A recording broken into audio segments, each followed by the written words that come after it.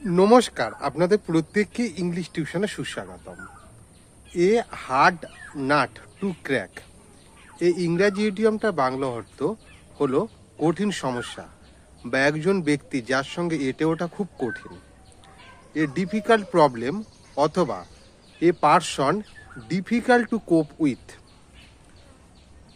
মানে এ hard nut to crack, এটা বলতে প্রকৃতপক্ষে যেটা বোঝাচ্ছে সেটা হলো একটা কঠিন সমস্যা বা একজন ব্যক্তি যেটা সমস্যার সমাধান করা বা যার সঙ্গে মোকাবিলা করা বা যার সলিউশনে আসা খুবই কঠিন ব্যাপার।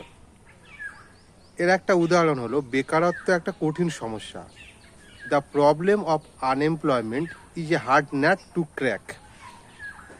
এর অন্য আর একটা উদাহরণ হলো তপনবাবু is a hard nut to crack, মানে তপনবাবুর সঙ্গে এঁটে ওঠা খুব কঠিন।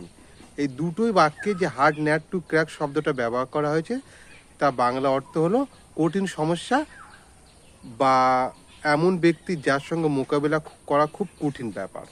ধন্যবাদ।